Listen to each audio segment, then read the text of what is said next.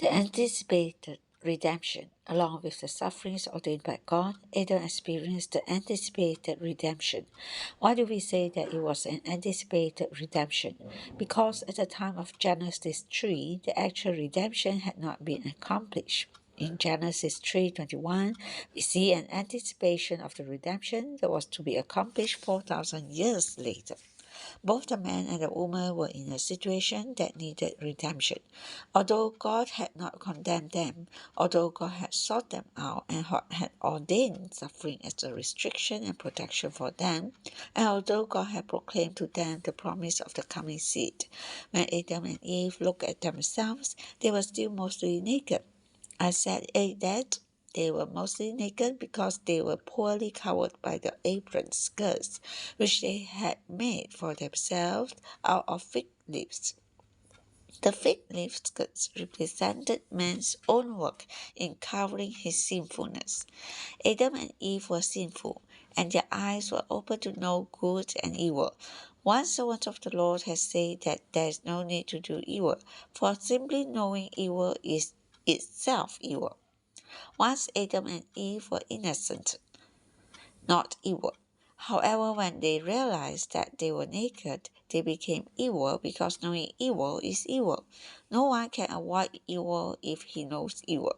As long as you know evil, you will become involved with evil.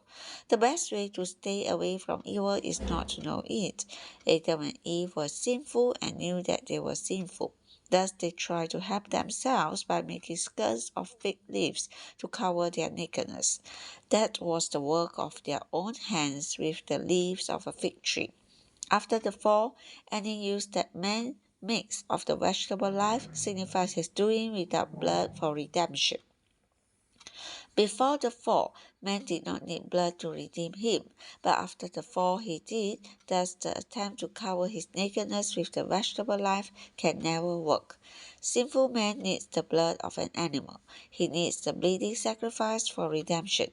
Therefore, the skirts that Adam and Eve made from fig leaves did not cover their nakedness in the eyes of God. However, we should not forget Genesis 3:20. After Adam heard the glad tidings, he immediately called his wife's name Eve, which means living. Adam and Eve were trembling in fear of the condemnation of death. But suddenly Adam heard the glad tidings, responded in a believing way, and said to Eve, Eve, you are living. You are not going to die.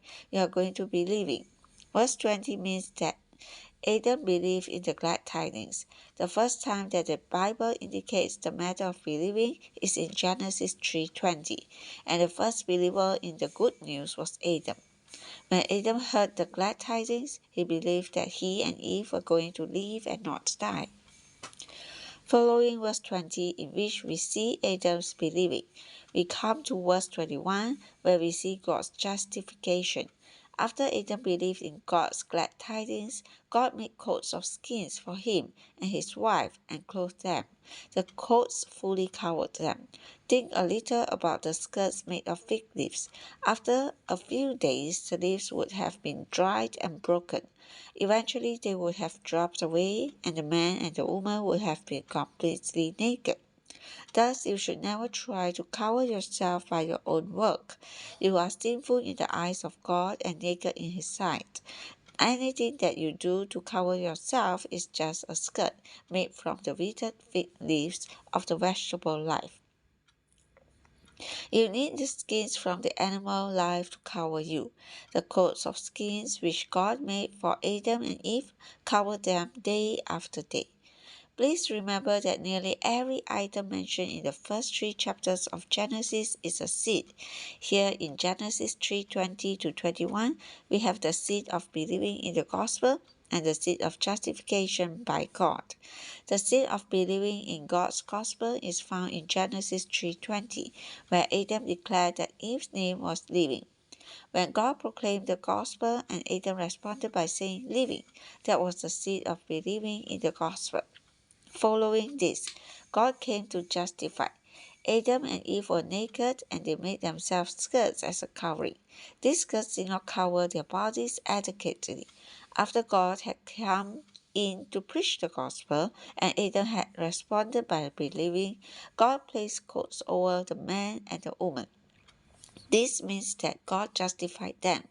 To be justified means to be covered with the righteousness of God, which is Christ Himself, not with anything man made.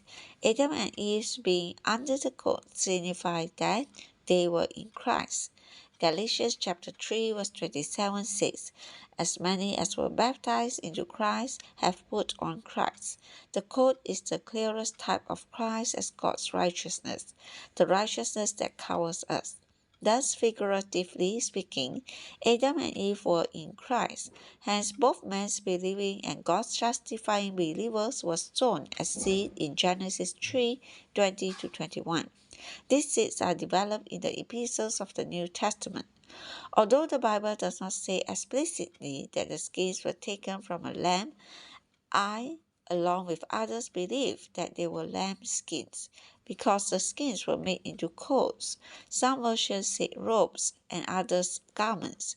At any rate, the skins were made into clothing. To be sure, the skins did not come from cows. They must have been the skins of tender lambs, skins so suitable for clothing. After the coats of skins had been placed on them, Adam and Eve had the appearance of a lamb. Was Adam a man or a lamb? All that was visible was the wool, for Adam was completely covered by the lamb. Although he was a man, he had become a lamb in the eyes of God. People always become the very thing which covers them. Since we all are covered by Christ, we will express Christ and resemble Christ. When Adam and Eve were covered by their self-made skirts of fig leaves, they must have looked like ugly, naked, sinful persons. However, after putting on the coats made with the lambskins,